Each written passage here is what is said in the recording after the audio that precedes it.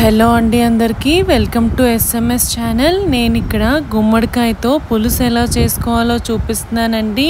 పులుసుకి కావాల్సిన ఇంగ్రీడియంట్స్ గుమ్మడికాయ ముక్కలు, వెల్లుల్లిపాయలు, ఉప్పు, పసుపు, కారం, జీరా, ఆవాలు, మెంతులు, కరివేపాకు, ఉల్లిపాయలు, టమాటాలు అండి. ముందుగా స్టవ్ ఆన్ చేసి కళాయి పెట్టుకొని ఆయిల్ హీట్ అవ్వనివ్వాలండి.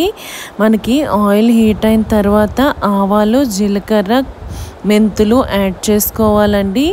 నేను ఇక్కడ కరివేపాకు, రెడ్ చిల్లీ, గ్రీన్ చిల్లీ కూడా యాడ్ చేసి వేగనివ్వాలి. ఇక్కడ నేను వెల్లుల్లిపాయలు కూడా యాడ్ చేస్తున్నానండి.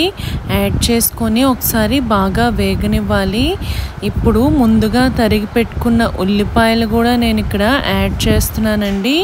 ఒకసారి బాగా కలుపుకొని ఉప్పు, పసుపు, కారం, జీరా పౌడర్ కూడా యాడ్ చేసుకొని ఒకసారి బాగా కలిపి వేగనివ్వాలి. ఉల్లిపాయలు వేగిన తర్వాత ముందుగా తరిగి పెట్టుకున్న టమాటో ముక్కలు కూడా యాడ్ చేసుకొని ఒకసారి బాగా కలుపుకొని ఫ్రై అవ్వనివ్వాలి. ఇక్కడ ఉల్లిపాయ టమాటా ఫ్రై అయిన తర్వాత నేను ముందుగా తరిగి పెట్టుకున్నాం కదండి గుమ్మడికాయ ముక్కలు, అవి కూడా నేను యాడ్ చేసి ఒకసారి బాగా కలుపుకొని వేగనివ్వాలి. ఇక్కడ నేను ఒక పించ్ ఆఫ్ ఇంగువ కూడా యాడ్ చేసుకుంటున్నానండి. మనం పులుసుకి ఇంగువ యాడ్ చేసుకుంటే ఇంకొంచెం మరింత టేస్టీగా ఉంటుందండి. ఒకసారి బాగా మిక్స్ చేసుకొని ఒక 10 to 15 మినిట్స్ పాటు లిడ్ క్లోజ్ చేసి ఉడకనివ్వాలి. నేను ఇక్కడ 1 టేబుల్ స్పూన్ బెల్లం యాడ్ చేసుకుంటున్నానండి.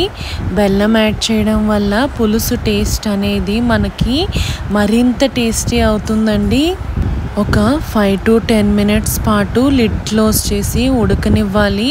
చూడండి ఇక్కడ గుమ్మడికాయ అనేది ఉడికిపోయింది. నేను ఇక్కడ గెరిటితోని ఇలా కట్ చేసి చూపిస్తాను. చూడండి ఎంత చక్కగా మనకి సాఫ్ట్ అయిపోయిందో.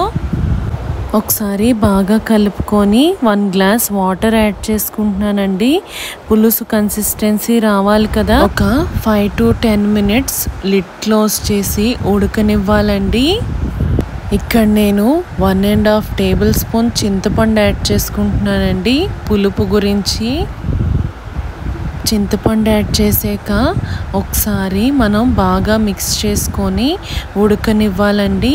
చూడండి మన పులుసు అనేది రెడీ అయిపోయింది.